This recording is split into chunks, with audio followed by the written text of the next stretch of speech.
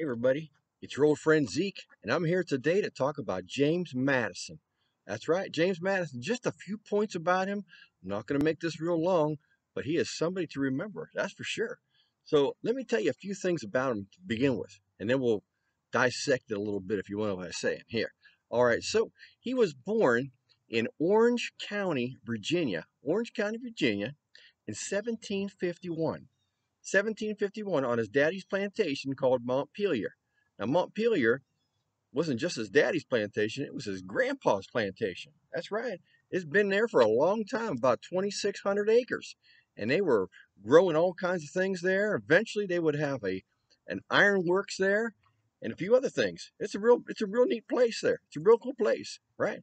I've been friends with Jemmy. Well, that's what we call him. We call him Jemmy. So that's his nickname. I bet y'all didn't know that.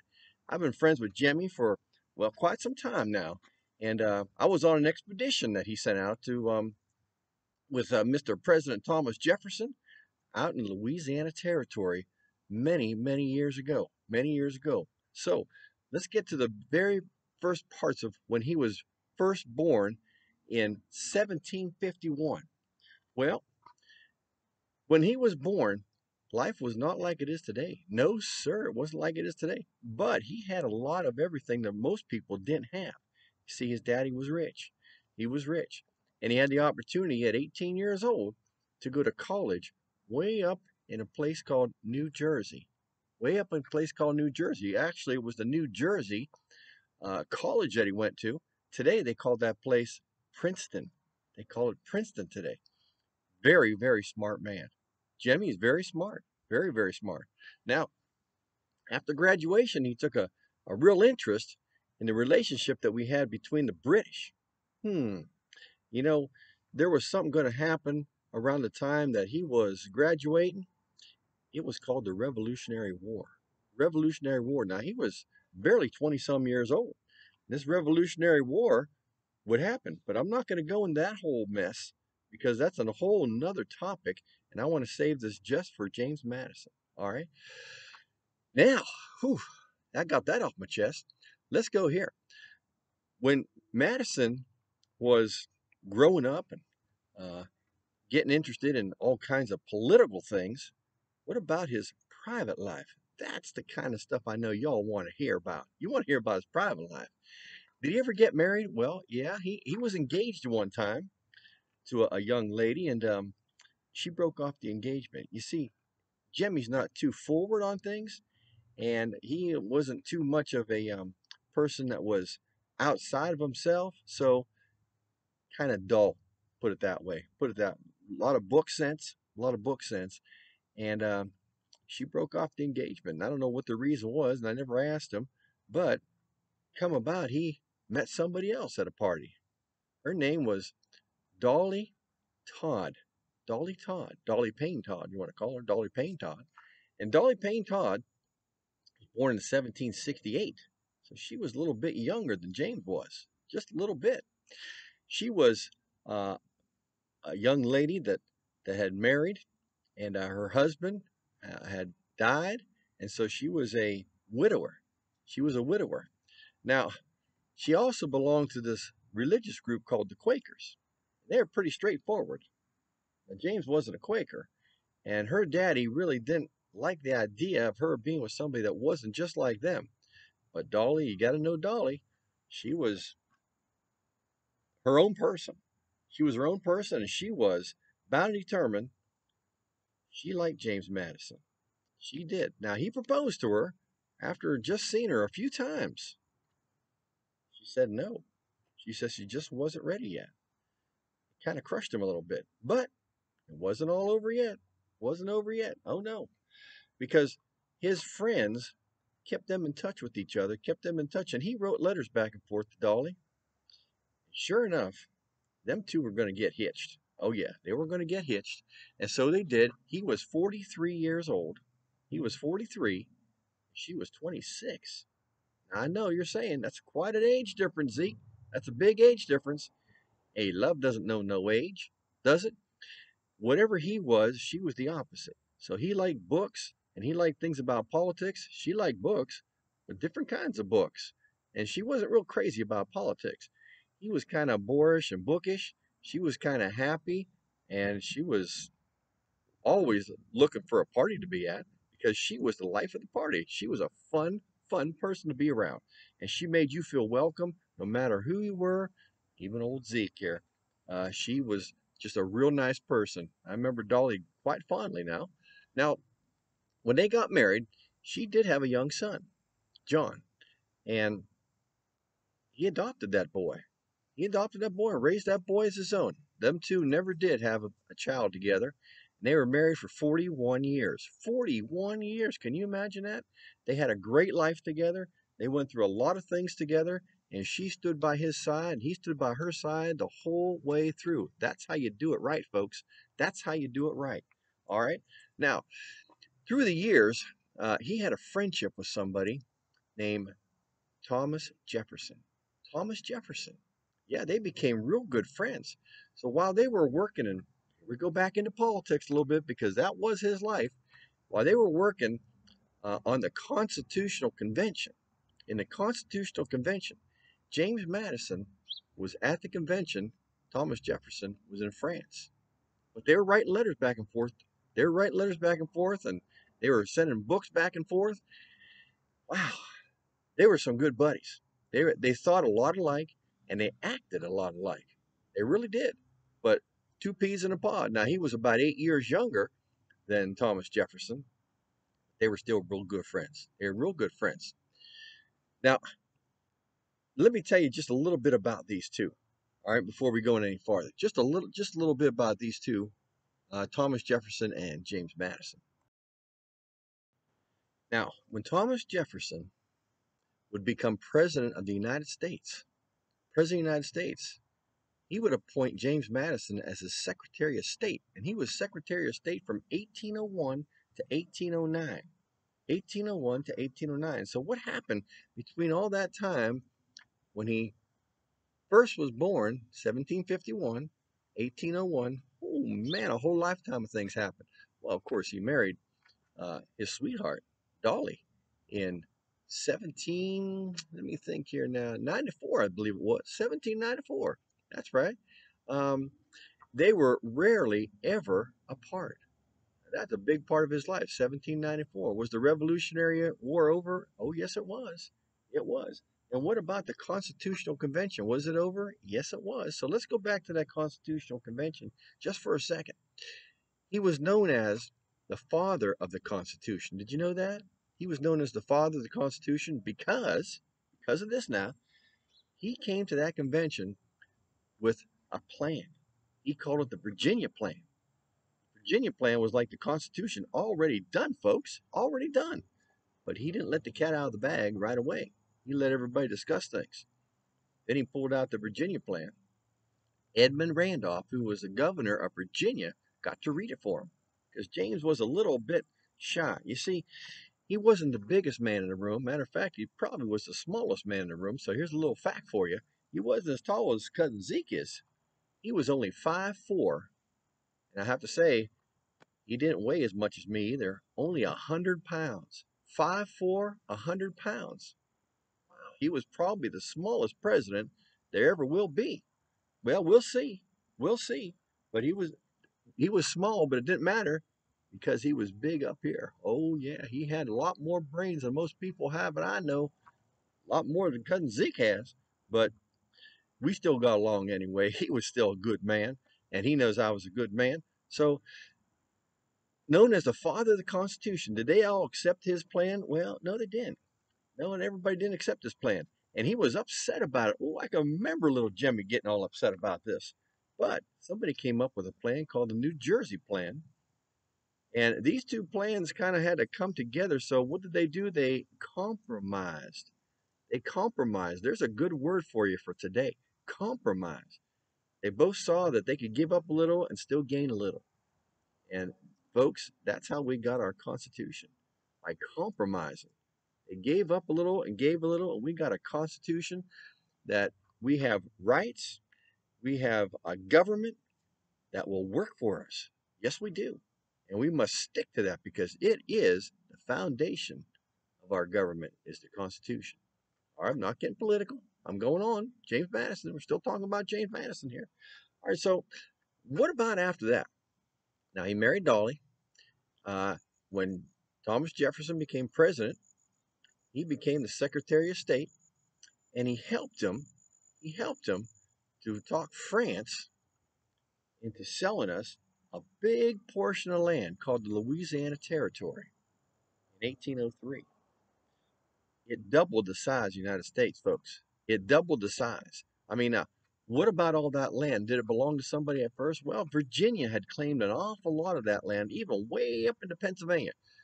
It was James Madison that talked Virginia into scaling back that land and giving it to the United States government so we could sell it and have more people come out that way. And I'm telling you, it produced states like Michigan, Wisconsin, Illinois, Indiana, Ohio. How about that?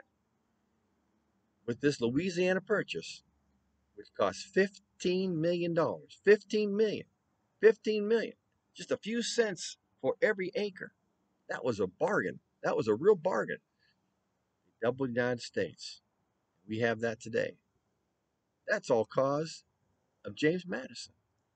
James Madison, his work, his brain work. So that was important. Now, he will go through times with being Secretary of State, but then after 8 years, from 1801 to 1809, he will become the fourth president of the United States here. The fourth president, endorsed by his friend Thomas Jefferson. Endorsed by Jefferson. Jefferson smiled like a happy pappy.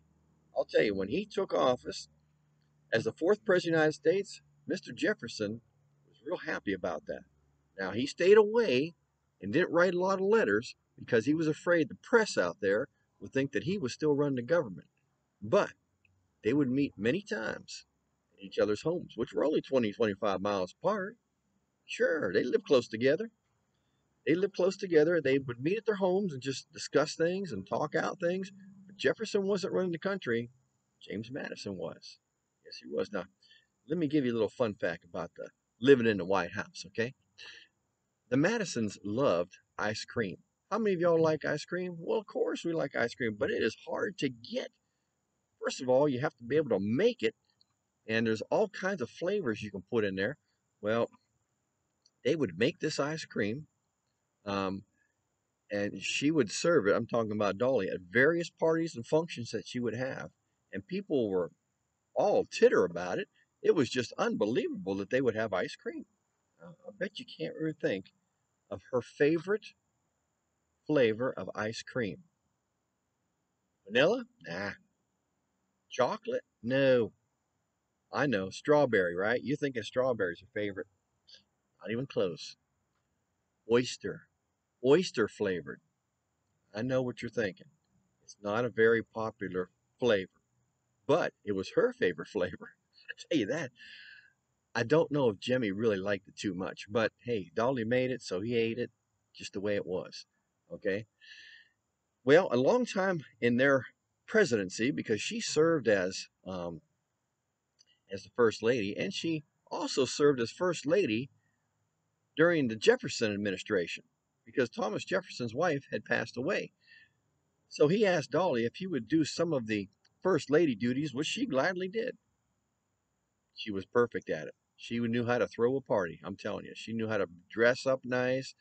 She knew how to throw a party, and everybody just loved Dolly. Okay, everybody just loved Dolly.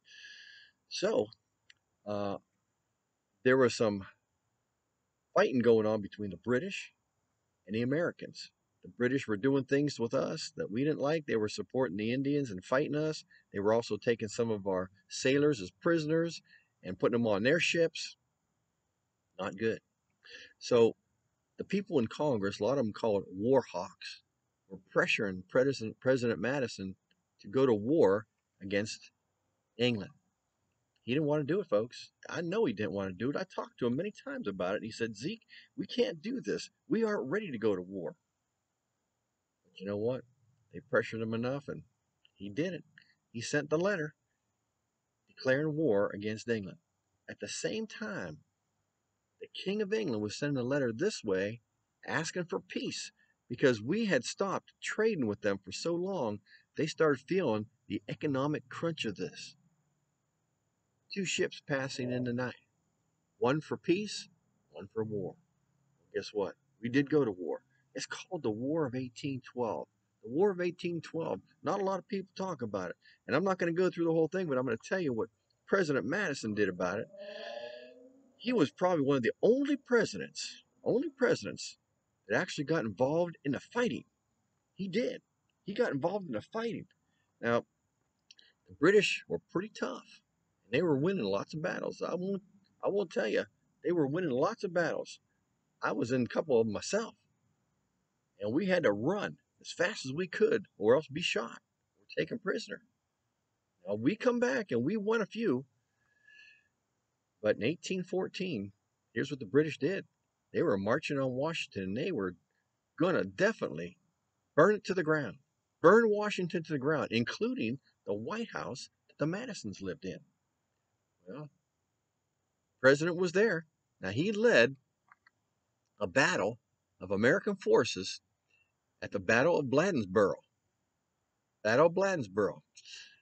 They didn't do too well. They lost that battle. But the troops rallied around him anyway because he was the president. He had two pistols that he had down here, and he was commanding the troops. Can you imagine a little 5'4", 100-pound James Madison commanding all the troops? It don't matter how your size is. It matters what's up here, folks, and what's in here. He was doing it to save our country. Now, the British were close to marching on to Washington, and he left with this cabinet, and they took as many important documents with them as they could. Dolly would not leave the White House. He told the servants, "You'd make sure that she gets out of that White House before they get even close to here." Well, they tried to. They tried to. But Dolly was unmovable. Unmovable. The British were getting close. They were getting real close. And she was taking down pictures. She was taking articles. She was taking all kind of stuff, and they were storing it in wagons to get it out because she knew that they were going to burn the White House, and there was a big picture of George Washington. She said, "I will not leave this place until that picture is taken off the wall." They had to break the frame, folks. They broke the frame, and they got the picture out, the one that was painted by Gilbert Stuart. Rolled it up, put it in a tube, off it went. She saved the picture. She saved a lot of things, a lot of documents, a lot of pictures. Otherwise, we would not have them today. If it wasn't for Dolly Madison. I told you she was a rascal. She really was. That's why everybody loved her so much, because she loved this country, and so did James. He loved this country. Now, um, would we win that battle? No. The British would come and they would do exactly what they said. They would burn the Congress. They would burn down the Congress building. They would burn down the White House. And they ate the food that was set for the president and his wife that night. Chicken, I believe it was. And they drank his wine, and then they burnt the house down. How about that? Well, President Madison, uh, we win this war. We sure do. We win this war because that next day, hurricanes and tornadoes, first time ever together like this, came into that city, and it rained and it blew so much that the British felt that God was telling them, "You better get out of this town." I'm telling you just what I heard now. And they left. They all left. They all left. We only had 6,000 men protecting against the town. They had twice or three times as many men coming, and they all left. So we have our town back again. Eventually, we're going to win this war. It's going to go on for just a little bit longer, and we are going to win it. Actually, it goes on until December of 1814. They sign a peace treaty called the Treaty of Ghent. But war is still happening down in New Orleans, in Louisiana. There's another battle that happens down there. The war had been over for 2 weeks, and they were still fighting the war. Finally, it's over. President Madison, he supervises the rebuilding of that White House and all of Washington. This is the kind of man he is. This is the kind of man he is. Now, um, there are many things that are named after him. Madison, Wisconsin, named after James Madison. Madison Square Garden, that's in New York, is named after Mr. Madison. He left a lot of his books and a lot of his things to the Library of Congress. Library of Congress. He left a lot of his things to the Library of Congress before he died. Um, Let me think. What else was named after him? Well, a lot of streets are named after him. A lot of counties are named after him. Madison County. Uh, People remember James Madison in a lot of different ways. They sure do. Now, he would die uh, of natural causes. They believe he died of a heart attack, and that's what we were told, that he died of a heart attack in 1836. 1836, June 28th, I believe it was. 1836, at his home in Montpelier. Now, he wasn't president no more. No, after he stopped being president, he was just a regular citizen like anybody else. And they had built a foundry in front of his house there. They had built a kitchen over and by his house there. I mean, his house was really, his place was a working plantation. Really was. They did good for the country. He really did good for the country. I believe his last words were, "I always talk better when I'm lying down. I always talk better when I'm lying down." He was the last surviving signer of the Constitution of this here United States. He was the last surviving member. When he died, they were all gone. They were all gone. Now he's buried there in a family plot in Montpelier, and you can go and visit him. The house is open to the public. Everybody can go in and see. Now his house, once Dolly passed away, was sold out of the family, and now some people had bought it and give it back to the people of this here United States. So that's a little bit about James Madison. I'm not going to go any further because I'm already at about 22, 23 minutes, and I think that's probably enough. But there's a lot of more things that you can find out about James Madison. There's lots of books that you can read on him, lots of papers you can read on him. So I encourage you to find out more about James Madison, the fourth president of the United States. Good friend of old Zeke's here. Yes, sir, I sure do miss him, and I sure do miss Dolly, and she was a good cook, I'm going to tell you that. I'd like to end this and thank Charlotte for asking the question about James Madison. So, Charlotte, thank you. And as I always try to end, I want you to thank somebody for being your friend today. You know, we got a lot of hate in this world, but we need a lot of love in this world. So I want you to tell somebody that you love them today. Would you do that for Uncle Kent? Would you do that for Cousin Zeke? Would you do it for me? Because I think love is a lot better than hate, don't y'all? And with that, we can be strong together. We sure can. So tell somebody that you love them today. Do it for yourself. Don't just do it for me. I sure would appreciate it. So again, thank y'all, and I will see you all soon. Bye now.